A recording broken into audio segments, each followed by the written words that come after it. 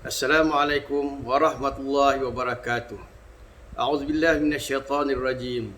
Ya ayyuhalladzina amanu kutiba alaikumus shiyamu kama kutiba alal ladzina min qablikum la'allakum tattaqun. Shadaqallahul azim. Alhamdulillah wassalatu wassalamu ala Rasulillah wa ala alihi wa ashabihi wa man walah. Amma ba'du. Kehidupan kita ialah suatu perjalanan. Kita berjalan menghabiskan usia kita melalui ruang-ruang masa yang telah ditentukan oleh Allah Subhanahu wa taala. Sejak mula bumi dan langit ini diciptakan sehinggalah sampai pada hari kebinasaan seluruh alam ini. Ramadan ialah salah satu daripada ruang masa yang mana Allah memberikan kesempatan yang sangat istimewa kepada umat Muhammad sallallahu alaihi wasallam untuk kita melipat gandakan usaha. Kita disuruh mentaati Allah dan berperangai dengan sesama makhluk Allah secara sebaiknya di luar bulan Ramadan. Malah di dalam bulan Ramadan ini pula dituntut kita untuk melipat gandakan usaha tersebut dengan janji gandaan pahala. Dan yang lebih utama, kita mengharapkan keampunan serta keridaan Allah Subhanahu wa taala. Dalam tazkirah pada hari ini, kita melihat kepada satu hadis Nabi sallallahu alaihi wasallam. As-salawatul khamsu wal jum'atu ilal jum'ati wa ramadhanu ila ramadhana mukaffiratun ma bainahunna idza jtanabal kaba'ir. Sadaqa Rasulullah. Rasulullah sallallahu alaihi wasallam menyebutkan sembahyang 5 waktu, Jumaat hingga Jumaat, Ramadan hingga Ramadan, ialah penghapus, penebus dosa di antara keduanya itu, selagi mana tidak melakukan dosa besar. Bermaksud antaranya, selepas daripada kita sembahyang subuh, mungkin kita ada buat sedikit sebanyak kesilapan. Kita tak sangka bergurau dengan kawan-kawan, rupanya kawan kecil hati. Atau ada perkara-perkara lain yang dilakukan di sepanjang kehidupan kita ini yang menyebabkan kita berdosa, dan dosa itu pada tahap dosa kecil. Maka apabila kita sembahyang fardu zuhur, insya-Allah dosa tersebut akan dihapuskan oleh Allah Subhanahu wa taala. Bagi dosa besar, kita perlu untuk bertaubat dengan sebenar-benar taubat. Dan dosa besar yang paling mudah kita lakukan ialah mengumpat. Sudah disebutkan ancaman oleh Rasulullah sallallahu alaihi wasallam, orang yang mengumpat diumpamakan seperti memakan daging saudaranya itu hidup-hidup. Seperti dia menggigit dan mengunyah-unyah daging saudaranya, sekiranya dia mengata seseorang itu, membuka keaiban dan keburukan orang itu. Lebih buruk lagi kalau memfitnahnya. Baik, jadi di kesempatan kita yang diberikan oleh Allah untuk melalui bulan Ramadan, bersedia untuk kita meningkatkan ketaatan kepadanya. Ruang-ruang untuk kita minta ampun dibuka dengan seluas-luasnya. Kan itu zikir yang utama dan selalu kita amalkan di dalam bulan Ramadan ini. Allahumma innaka afuwun tuhibbul afwa fa'fu anna. Ya Allah, sesungguhnya Engkau Maha Pengampun. Kau sukakan kepada memaafkan hamba-hamba-Mu yang lemah ini. Fa'fu anna, maka ampunkanlah kami.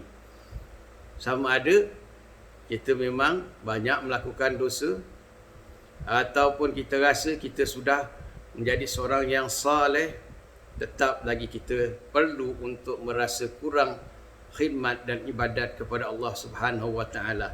Sedangkan Rasulullah sallallahu alaihi wasallam sendiri beristighfar sehari sebanyak 70 kali mengikut setengah riwayat. Menunjukkan bahawa kita umatnya ini memang sangat perlu untuk mengharapkan keampunan Allah. Apatah lagi telah dibukakan peluang yang seluas-luasnya. Banyak nama diberikan kepada Ramadan ini. Selain daripada Syahrus Siyam, dia dipanggil Syahrus Sadaqah, bulan sedekah. Dia dipanggil Syahrul Ibadah, bulan ibadah. Dia dipanggil Syahrul Quran, bulan Quran. Jadi tak perlulah nak disebutkan segala jenis amalan dekat sini. Tingkatkan kebaikan-kebaikan yang telah kita lakukan selama ini. Mudah-mudahan kita capai matlamat puasa la'allakum tattaqun. Mudah-mudahan kamu akan bertakwa. Dia disebutkan mudah-mudahan, bermaksud tak semua akan bertakwa. Bermaksud sebahagian ada yang gagal di dalam menyempurnakan ibadah puasanya itu. Maka mudah-mudahan Allah jadikan kita, setelah diberikan kita kesempatan melalui bulan Ramadan ini, dia menjadikan kita sebagai seorang yang meningkat dari segi kerohanian, dari segi akidah, dari segi kecintaan kepada Allah, dari segi kesungguhan untuk berbuat ibadah, dari segi kebaikan untuk menjaga hubungan sesama umat Islam khususnya dan sesama manusia, malah sesama semua makhluk Allah Subhanahu wa taala. Mudah-mudahan Ramadan ini akan memberikan kita lebih keinsafan. Istimewa Ramadan pada tahun ini, mungkin inilah peluang untuk kita menyambut Ramadan dengan cara yang benar-benar sederhana. Selama ini kita mungkin menyambut Ramadan tetapi disulami dengan pesta makanan dan minuman pada setiap petang. Jadi kita kadang-kala tidak dapat merasai maksud puasa supaya kita meningkatkan kesyukuran kepada Allah dan mengenangkan susah payahnya orang yang miskin, yang tidak ada makanan di sisi mereka. Tapi kita melalui bulan Ramadan dalam tahun-tahun yang sebelum ni begitu mewah makanan, luar biasa, lebih daripada hari-hari yang lain.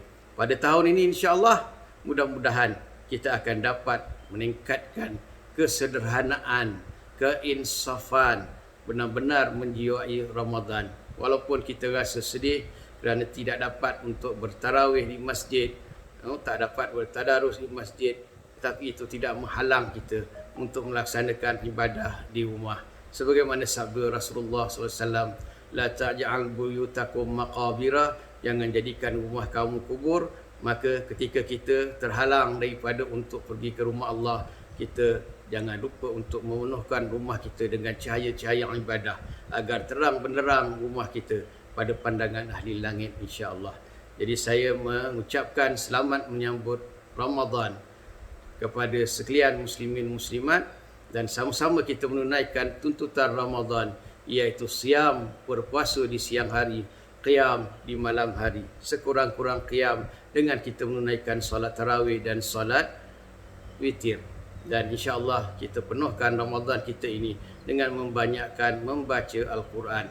Mudah-mudahan pintu-pintu keampunan, pintu-pintu pencuci dosa kita, pintu-pintu untuk membersihkan jiwa dan raga kita akan terbuka luas sebagaimana yang telah dijanjikan oleh Rasulullah dalam hadis itu tadi. Dan mudah-mudahan kita langsung tak ada buat dosa besar dalam bulan Ramadan pada tahun ini dan seterusnya dalam kehidupan kita, dan mudah-mudahan dosa-dosa kecil kita sama ada sengaja atau tidak sengaja diampunkan oleh Allah Subhanahu wa taala. Jangan lupa untuk banyak membacakan doa, Allahumma innaka afuwun tuhibbul afwa fa'fu anna. Allahumma innaka afuwun tuhibbul afwa fa'fu anna. Allahumma innaka afuwun tuhibbul afwa fa'fu anna. Sekian, kullu sana wa antum tayyibun. Wassalamualaikum warahmatullahi wabarakatuh.